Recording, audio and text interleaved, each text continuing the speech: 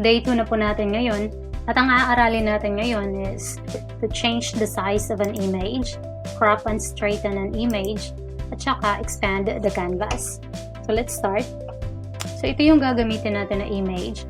Mag-open ka lang ng kahit anong image na at least yung size niya is 1,200 pixels wide.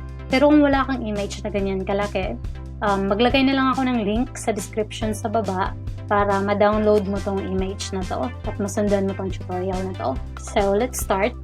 So for example, mag-resize tayo ng image para gamitin natin sa website. 900 pixels wide. So ngayon, ang una nating gawin is i-check kung gaano kalaki tong image na meron tayo. Punta ka lang dito sa baba ng document window at i-click mo to. Tsaka i-hold mo lang yung mouse mo para makita mo yung width at saka height ng image na naka-open sa document window. Since i-resize natin siya into 900 pixels wide, punta lang tayo dito sa menu sa taas. Click lang natin tong image. Dito sa left side, makikita mo yung preview ng image natin. Pwede siya madrag para mas makita mo yung image natin. Preview. Ulitin natin. Ayan. So, yan yung preview niya. At dito sa right side naman, makikita natin tong control. Meron tatlong bagay na kailangan natin i-check. Una is itong link icon. Dapat naka-turn on siya. Malalaman natin na naka-turn on kasi makikita mo tong lines. Naka-connect siya sa width at saka height. So, kapag i-click natin yan, ayun, naka-turn off siya. Click natin ulit para ma-turn on. Next naman is itong measurement. Since gagamitin natin siya online or sa website, so i-change natin siya from inches to pixels. Kasi pixels yung gamit na measurement for online use.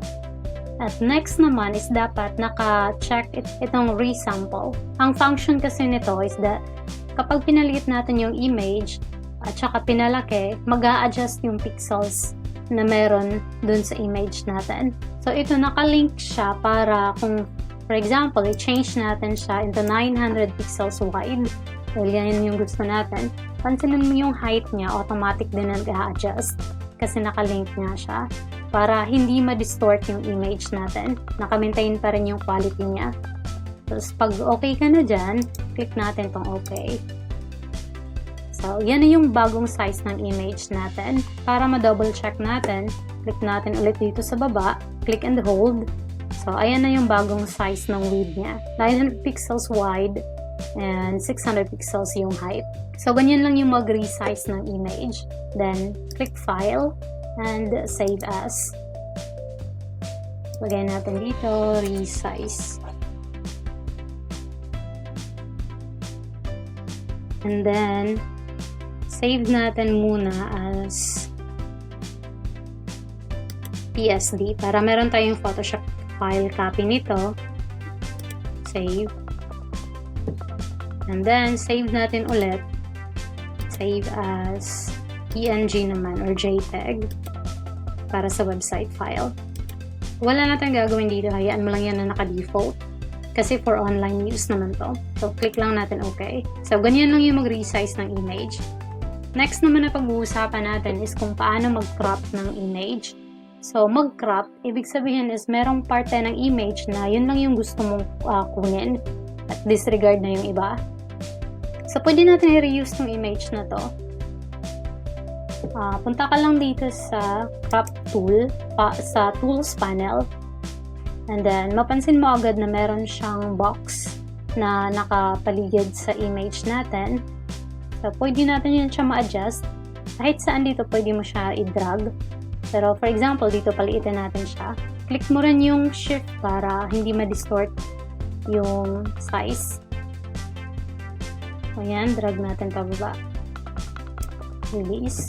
Tapos, click natin dito sa center para i-adjust natin. Kunin natin yung board. Ayan. So, yan na yan.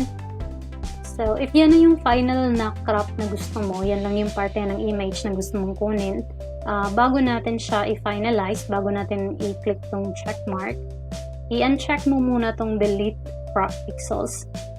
Para itong mga hindi sinali natin, pwede pa natin siyang balikan mamaya.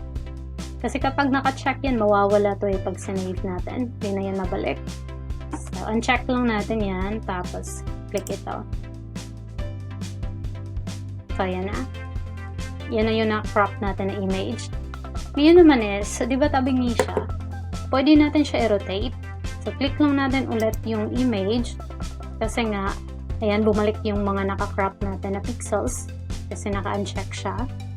Then, kapag nasa labas yung pointer ng mouse natin, tingnan mo, naka-double pointed arrow siya na naka-curve. So, in short, pwede natin siya i-manual na rotate. At saka automatic na merong mga grid lines na lumalabas para mag-guide yung pag-rotate natin. O, ganyan. So, straight na siya. Pero meron pa ibang option, yung automatic na pag-straight ng image sa Photoshop. So, yan doon na muna natin. Control plus Z sa keyboard para ma-undo. Tapos, punta ka dito sa options bar sa taas. Click mo itong icon na to para automatic na pampa-straight ng image.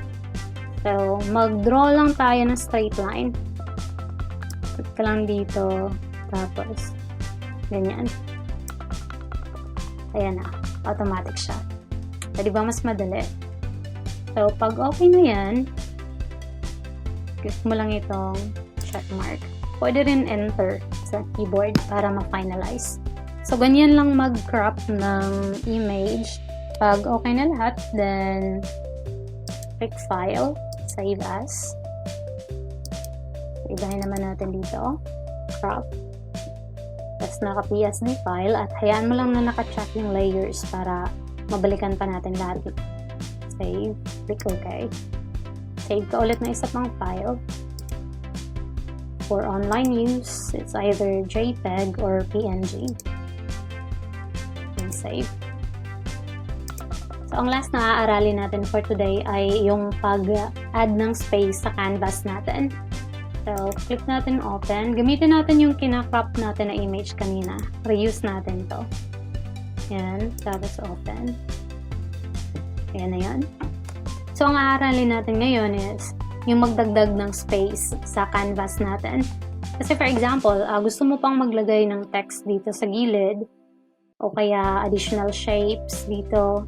Pero since sobrang liit na yung space dito, so kailangan natin magdagdag.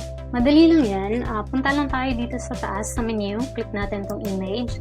And then, select natin itong canvas size. Kanina, ito yung pinili natin, di ba? So, ito na yan.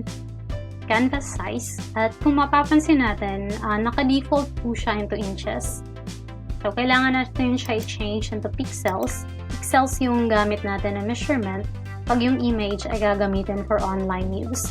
At inches naman kung for print po ito. Ito yung size ng image natin.